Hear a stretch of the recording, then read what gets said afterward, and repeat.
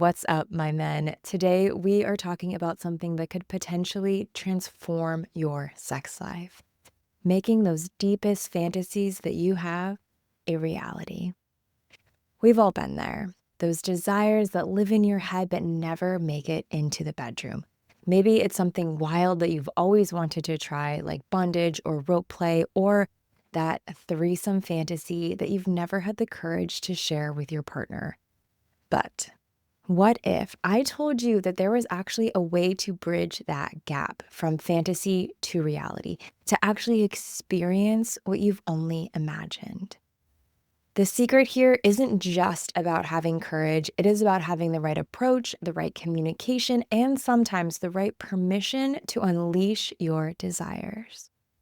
Welcome back to The Naked Connection. This is the show that supports driven men to reach sexual mastery and build deep connections. It's Kirsten. And before we dive into fantasies, please take a moment and hit that subscribe button so that you don't miss a single episode.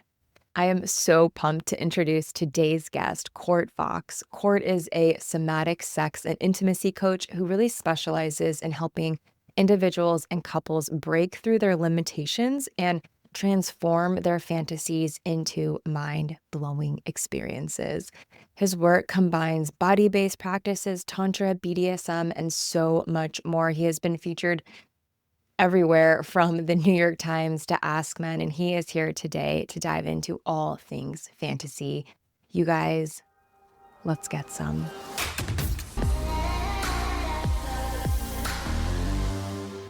Court Fox, welcome to The Naked Connection. It's an honor to have you here today with us. Yeah, thank you so much for having me. I'm really excited to dive into this topic of fantasies. I know Mhm. so many listeners have either written in or leave comments just about having fantasies and not knowing if they can live them out or not knowing, even feeling comfortable with them themselves or not knowing how to communicate about it. So I'm really excited for us to focus on this topic today and to get your perspective. How do you define a sexual fantasy and why are they important for us to even have, or are Ooh. they? I mean, fantasies are associated with our desires, right? And desires are not always sexual. Fantasies are not always sexual. But when we're bringing it into the sexual or erotic realms, I think this is where our true creativity gets to live. And what I find so interesting when I'm working with people around fantasy is they become so limited by reality. And what's true in our fantasies, they can be elaborate and wild and colorful. And we can go to far off lands and outer space. We can show up as cats and animals, and we can be in forests that we've never been to. So it allows us to play in a way that we might never experience in our real lives. And that's actually okay. It's okay. I think when we're exploring these things, allowing our imaginations, allowing our creative brains to go wild that's the key, right? So oftentimes I'll ask people like, where is the setting? What colors are here? What do you smell? What are the senses in the space? And then it becomes more of a somatic exploration at that point because you're placing yourself in a narrative that's not just here, but you're imagining with all of your senses. I think also looking at what the core erotic themes underneath the fantasies are is really important and Mm, valuable because the fantasies themselves are often driven by a core erotic theme or a need or something that's a desire that's deeper than the story itself. If that mm, makes sense. mm-hmm. And so asking questions or some excuse me. Let me take that again. Sometimes we don't necessarily know what's underneath, but once we kind of know what's underneath the overarching story, we can place those themes in any narrative and still be nurturing something really deep inside of us. Mm, That's so fascinating. I'm wondering, have you noticed specific types of themes that show up underneath the current of a fantasy? Yeah. So there's a couple, looking more at like energetics. Are you driven by energy flow or exchange of energy? There's people that are really driven by taboo or kink. And when I say that, I mean something that is like taboo or kinky for you. It doesn't necessarily have to mean that it's kinky for the whole culture, right? You Mhm. might tell me something and be like, that's not taboo at Yeah. all, right? But for you, it is. I think also talking about things that are off limits or not allowed, things that are transgressive, subversive, those are very ingrained in people's fantasies of I'm not supposed to fuck my boss and do it in the break room during peak working hours. But I Mhm. want to, and that's my fantasy, and that gets me off because there's a prohibition there. That's exciting. So those are a few. I think when you like an exercise to do would be to write out a fantasy, right? Mhm. So you just write the whole story and then go back and circle keywords that come up.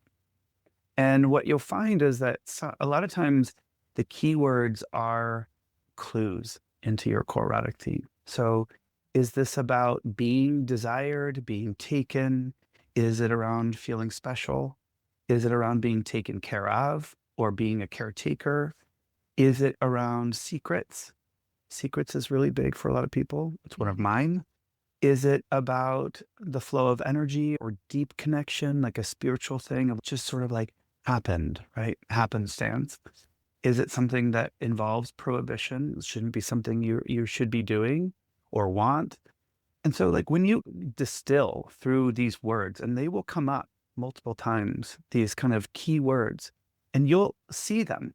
And if it's not possible for you, like you might hand it to your partner. Do it as an exercise with your partner and say, will you circle the keywords in here? I'm trying to explore what my core erotic themes are. And then looking back and going, wow, I didn't see those words like you saw them. And then having a discussion of what do you notice with these words? And notice I'm asking a lot of questions, right? Mhm.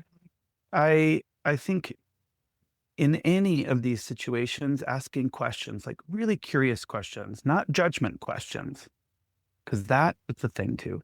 Asking questions that actually sound like judgments or that Mhm. are judgments, but asking questions from a curious place of to kind of learn more about your partner or about yourself, as opposed to, kind of yucking someone's yum and being like, ooh, this is silly or this is stupid or this is gross or I can't believe you like that. Mhm. Of really being curious of what is it about this that you enjoy? What is it about this that's exciting for you? I want to know as your person, or Mhm. even if you're doing this as an individual, like I'm curious. I want to know what drives me. Like what's underneath the hood of my car. Because a lot of these things drive us not just in the bedroom, but in our life. So Mhm. having this understanding of what our needs are and Mhm. then being able to play with them in erotic space is really, really not only valuable for personal growth and exploration and expansion, but it's just fun. You Yeah. know, I, Yeah. the amount of people that are like, I'm working, I just have so much work to do on myself. And, it gets a little exhaustive of always just working. We got to go to work during the day and then we come home and we're working on ourselves. But what if you could, again, find ways of expanding yourself, expanding your reach, your knowledge base of your own body and others while you're having a good time? Like that sounds so much better. Yeah, it does. Yeah. And I love this idea of almost writing your own erotica scene and then sharing that with either sharing it with yourself or your partner to explore and see what comes up. I think, one of the questions I had in the back of my head was how do you even broach Mhm. this fantasy in a relationship? Because I think sometimes it can feel scary to say, this to me is taboo and I don't know how this person's gonna receive this, even if we are in a loving dynamic. This is a part of myself that I haven't shared yet, and so that sounds like a great way to do it. How else have you seen success when it comes Mhm. to stepping into a fantasy with someone? Yeah, I mean, when we're talking about relationship dynamics, I think it's important for couples to remind each other what is at risk. What's at risk with couples is so much, right? You've built oftentimes family together, you have wealth together, whether that's homes or cars or whatever that is, sharing bank accounts. You have extended family and friends and social life together. And that there's a lot at risk of losing that.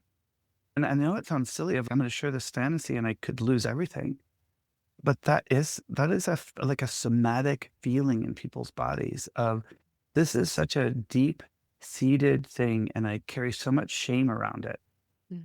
that if I share it and I share it with the one person that I love the most and who I feel loves me the most, and I also my whole world is built around, and they say, "No, you're disgusting." Ooh, Yeah. I feel that in my body of Oh, just the weight of not being heard or accepted or just being like cast out because of something that you want. And so there's a big risk there when you're sharing things with a partner, right? mhm. When there's so much shared. And so I think acknowledging that is really important and valuable of, hey, I there's parts of myself I really want to share with you. And it feels so vulnerable and risky because you're my one. You're the one that I've chosen to share my life with, and the one that I share so much and naming it, Mm. and it feels like this piece of myself is so deep. And I really would ask that you hold it tenderly. And that's a big ask. It's a big ask. And it's also like for that person receiving it, f- feeling the weight of that, feeling the tenderness of that share. I also think as we're thinking about sharing potential fantasies or desires with someone else, of understanding what the impacts to them might be, Mm. right? If my fantasy is around having sex with other women and you're not a part of that fantasy and we're a couple, I have to understand that that might take you aback and understand that that could also, what would the ramifications of sharing that on you be? Mhm. Of, you might feel like I'm leaving you out or that you're not good enough or like really thinking about that and maybe like allowing that to be a part of your share Mm. of I thought about you before I shared this. And what I want you to know is that I love our sex life. I love you. I love our life together. And I have this fantasy of having three women in my bed and they're all pleasuring me or whatever that is, and it has nothing to do with my satisfaction with you. And this would be such a dream come true if it were to happen. And then there's the reality of trying to get three people into a space, Mhm. actually have this encounter happen. Acknowledging that too, of it's going to be pretty difficult to get three people, three other women or two other women to join us that we know and respect and will respect our relationship. And so this may not happen right now. It may not ever happen. But what if we could play with it with language? Mm. What if we could play with it with role play? And as a woman hearing this, you might say something like, what if I were, I can't show up all three at a time, but I could show up as different characters, Mm. and then kind of going into more of a role play. And this goes for men too. Women have just as big and just as many fantasies as men do. And this whole narrative around women having less desire of sex is total bullshit. Mm. It's bullshit. Women have equally as high sex drive as men do, and their desires are rich and full, and their fantasy lives are rich and full. And coming to the table with that, of I see you as an equal. not as somebody who has less than me or more than me, but we're on the same page in a lot of respects. And if we can do that, like we're already ahead. Yeah. Oh my goodness. Okay. My head is like spinning in all of these different directions because there's so much that's in all of this. And I just am piecing together here. It sounds like that by having a better understanding of the theme of my fantasy or my desire, that if I can identify that and even use that in the communication, that that provides more opportunity. Like you're saying here, maybe I understand that my fantasy is to have this foursome with three other women, and like that that would bring me a sense of being desired and valued, and that's really what I'm searching for in this newness and excitement, something like Mhm. that. And even logistically, it might be a little challenging to move this fantasy into a reality, but knowing what's underneath it create that same experience in different ways to feed Yeah. that piece within that. And I'm wondering, this element of moving from the fantasy into the reality, what have you seen be the most successful way to move into that real space? Are there things that maybe you've seen people do where you're like, "Oh, that was really a detriment to this," or what works the Mhm. best? I think playing with it with each other, talking about it, and when I mean talking, I'm not like, let's sit on the couch and talk about my fantasy. Like that might be step number one. But what if you could do it in like a sexy, creative way of, this is like broad stroke. I have a desire to have three women in my bed. Let's play with. Will you play with me in that? Mhm, And I would encourage people to do the yes and that comes from improv. mhm, That feels scratchy for me. Not quite sure how I'm going to show up as three different women. And yes, yes. And here's some parameters. Can I ask some more questions? mm, Like, what kind of women do you want in your bed? What if I could show up as, a temptress, and the other one I could show up as like a shy, curious type of human? Kind of being able to co-create something together yeah, and then invite touch into it. mm, Invite touch and co-creating through language and narrative real time. Tell me more about what she looks like. What does she smell like? yeah, What does this one feel like in your hands? As you're touching, and this is an example of playing with fantasy in a somatic way, mm, and from a point of imagination. At some point, you might go, you know what, we're really enjoying this fantasy together. Let's see if we can figure it out. Let's start to search mm, for the people that we would include in this. And that becomes that's like phase two, right? And again, you're going to come up upon logistics. You're going to come up on discussions of boundaries. And when you have that many people involved, it's, what's okay for you and what's not okay. We're a couple and we're really looking at this as an exploration for ourselves. We're not looking to be in a relationship with you after this. Right. And we're good with this level of aftercare to just make sure everyone's okay. But then, we're going to ask everybody to leave. Or, you might, as a couple, decide, you know what, we'd love to have them stay over for dinner. mm, Like what feels comfortable for you, what feels alive for you, and also what feels scratchy and why. yeah, Also, in this phase, like really creating space for messiness mm, because it's going to be messy. mhm, And that's sort of the beauty of it. If you allow things to be messy from a place of we did an experiment, and here is what we learned. What did you learn? Here's what I learned about myself, about us. Um, if we set it up in that way, there's no area for failure. mm, It's just what are we learning? How are we growing together? Did this bring us closer together? Did it move us further apart? Would we do this again? mm, What mhm, what what really worked about this? What didn't work?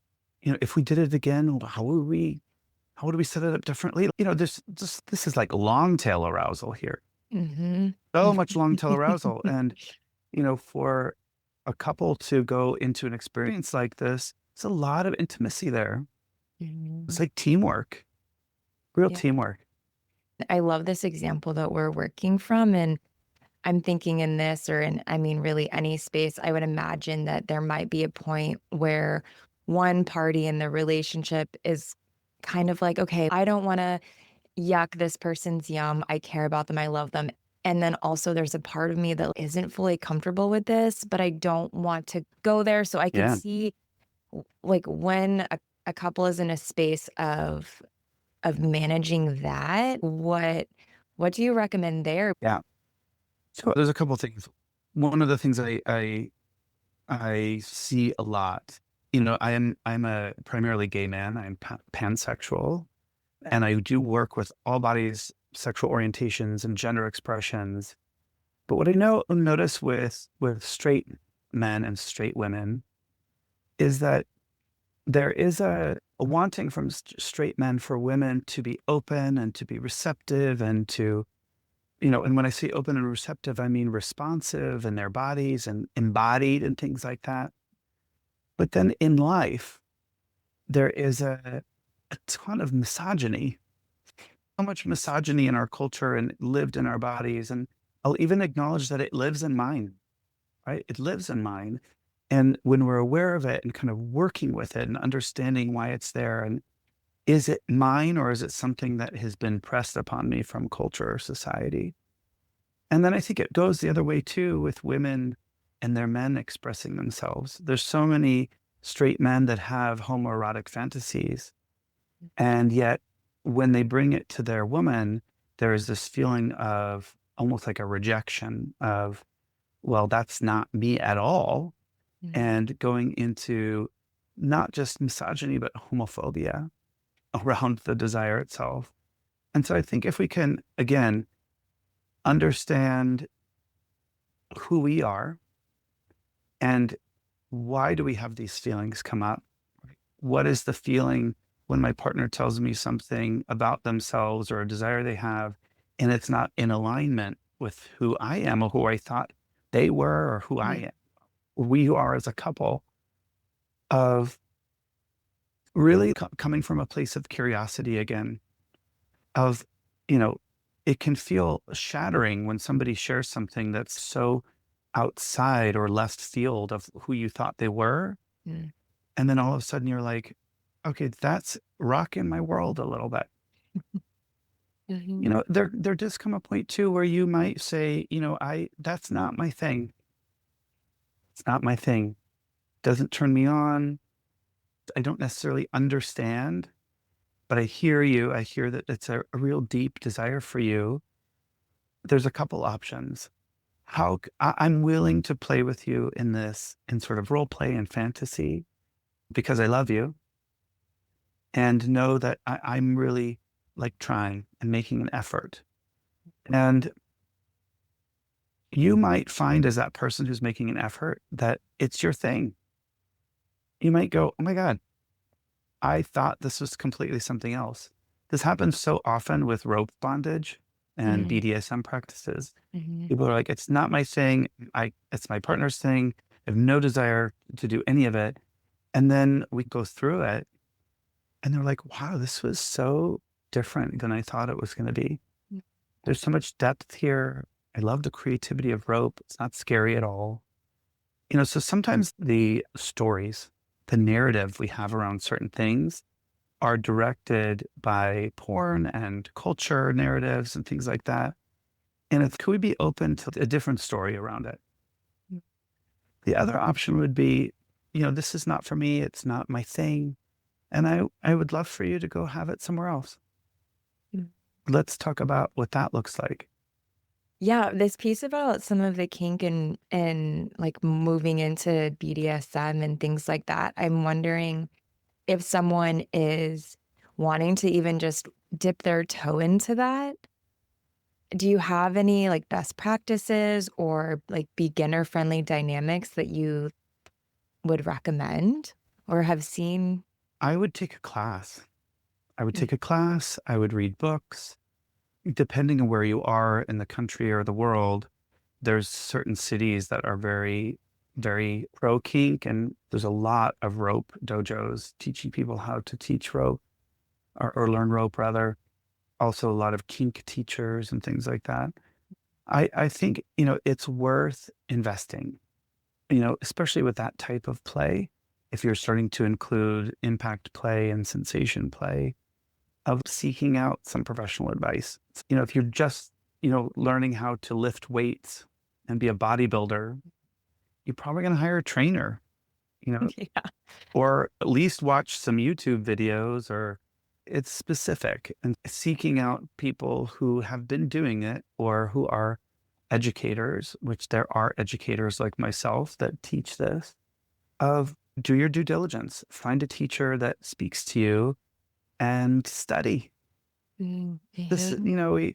we kind of every other area as an aspect of our lives, we study and we prepare and we hire experts and we hire professionals in the field to help us elevate ourselves.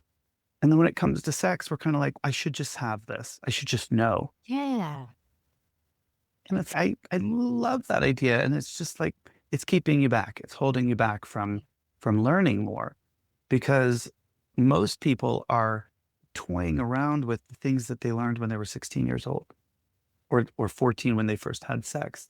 And those are the skill sets that they're bringing into their 20s and their 30s and 40s and 50s and 60s. Mm. And they're like, why is this so boring? Just, oh, because you're still working with the same toys in your toy box as you have for the last 4 decades. Mhm. Mhm. Maybe Yeah. maybe we could add a couple toys to your toy box to play with. I love that. I think, we talk a lot on the show about like desire differences or couples that are moving into sexless relationships and like a slippery slope that slowly starts to happen. And recently did an episode about that sometimes that dynamic, it doesn't have anything to do with work or stress or kids. It's more like, I'm bored of the sex that we're having and Oh my it's God. not actually fulfilling for me. Hmm. And there's kind of this, it feels like a hump to get over in many ways of, okay, we are where we are. And on the other side of this hump is all of this newness and excitement. But there, it can be scary to go, okay, I'm going to step into this role play and that feels really uncomfortable for me. Or I'm going to share this fantasy and I don't know how that's going to be received. How do people get over that hump? That is actually required. It is required to step into your true desire. That hump is essential. I often refer to that as like a yellow place, which is sort of like, oof, this feels crunchy and uncomfortable, and I still want it. I want to know what's on the other side of this. And that has to do with everything in life, not just sex. There's a difference between challenging and hard. If something is challenging, like, yes, go for it. If things are constantly hard, this is just like hard. I feel like I'm slogging it out. Then that's like a time to step back and go, is this really working? Yeah. What could make this more easeful? Challenging is sort of like, okay, we've got an obstacle here. How do we find a creative workaround? How do we pivot from here in a creative way that's exciting and fun? And how do we do that as a team?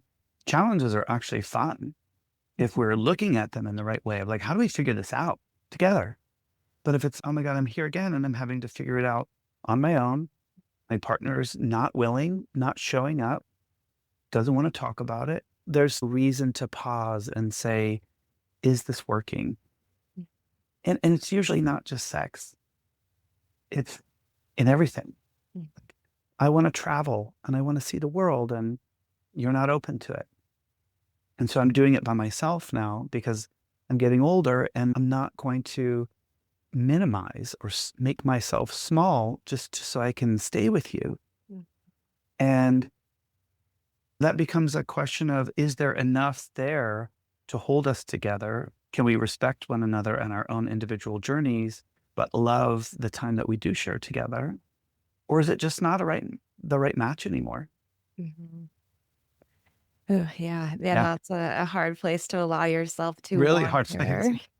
And I think sometimes I have this thought about, if And even thinking about our topic today of looking at these fantasies of if I have some options here. I can choose to withhold this and be accepted, but I'm not actually really being accepted and loved for who I really am.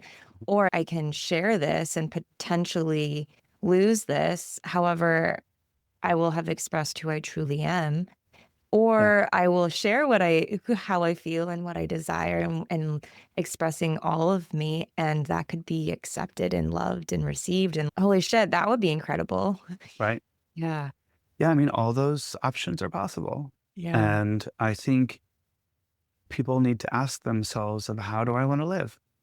Do Mm, I want to live authentically or do I want to live from a place of fear and hiding and masking mm, and allow people to love somebody that's maybe not truly authentic to who I am?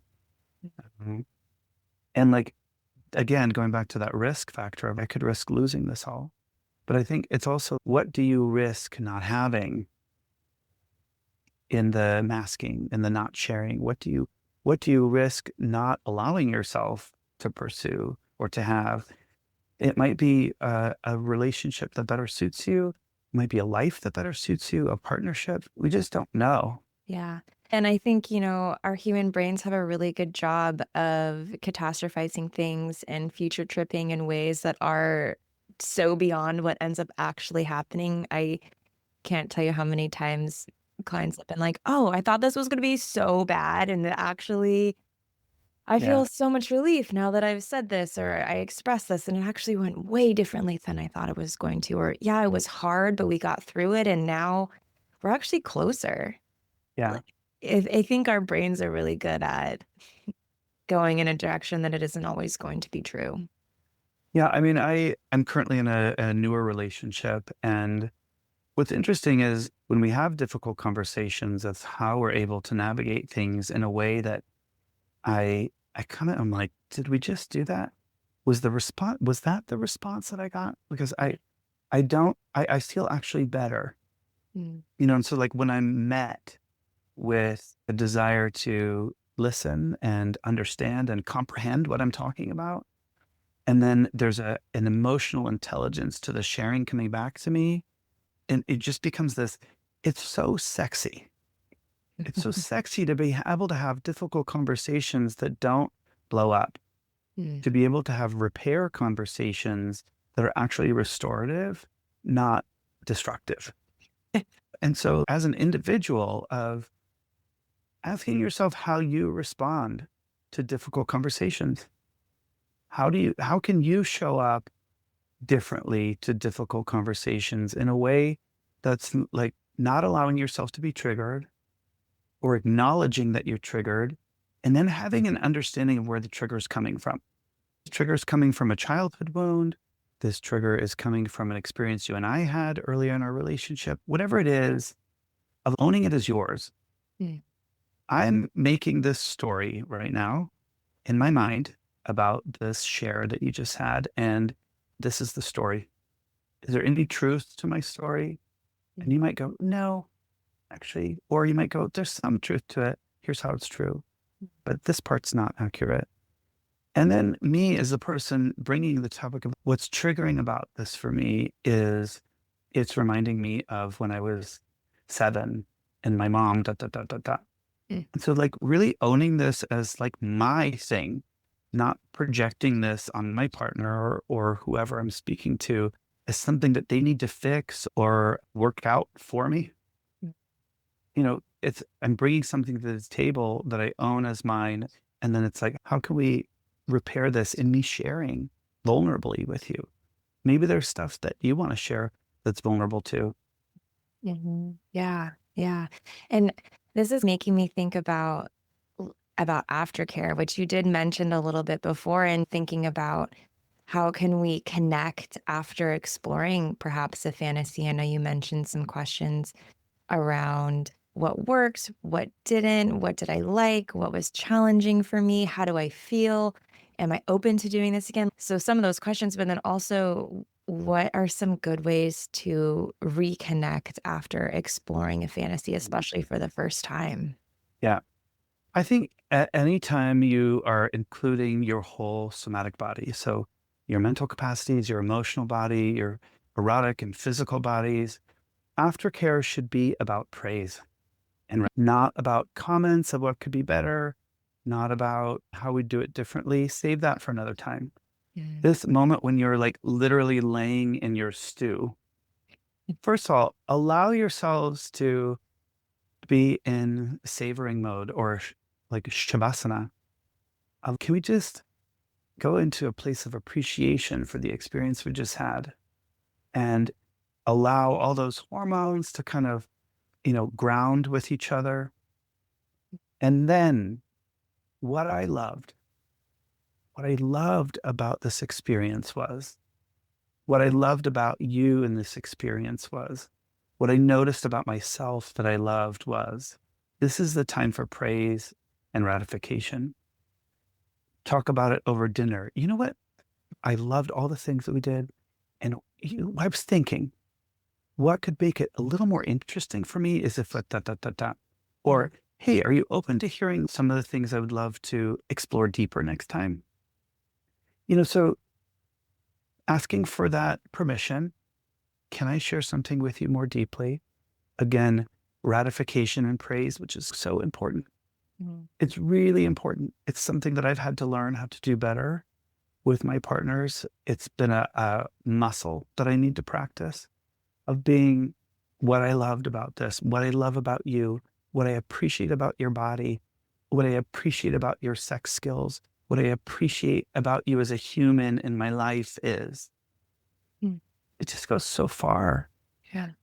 And we're you mentioned we're designed to kind of go to the catastrophe. Mm. And so often people want to know what did I do wrong? What could I do better? And so we're programmed to like look for that Mm. as opposed to what did I do right? And what do you love about me? And sometimes those things are harder to hear than the criticism. My heart is, like, fluttering hearing these, like, "Oh, what did I do right?" kind of and sitting in that space, especially after moving through something where, yeah, your whole body, soul, mind is present, and it could be, like, really expansive to sit in that goodness as opposed to wanting to jump into, "How can I improve? What can we do better? What da da da da." Yeah.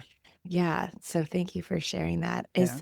Is there anything as we've looked at this that you think that we need to know or that we haven't talked about yet? I mean, so much, Yeah. so much. But yeah, I just want to acknowledge the sensitivity and the tenderness of sometimes sharing these deep desires we have. And as a receiver of hearing these, know that you are in somebody's inner world, Mm. that you are important and special enough that they would share this with you. And to hold that, to hold like you're holding a piece of them. Mm. And this is not just a flippant share for a lot of people. This is like very deep. And to be able to honor it in that way is important. Mm, mhm. Yeah. Appreciate you sharing that, and I know that there's so much more that you do and all of the incredible work that and spaces that you have been in, so I appreciate you coming on and Mm. exploring fantasies with us Of today. course. It's Of been really a course. pleasure. Yeah. Thank Yeah. you. Thanks for having me. Thank you so much for tuning in to this episode of The Naked Connection. Be sure to subscribe so you don't miss another episode. Trust me on this, your sex life and that special someone in your life will thank you for it. And if you really love the show, please take a moment and leave a 5-star review or a written review and let me know what you think. It would mean so much to me and this show. Until next time, happy connecting.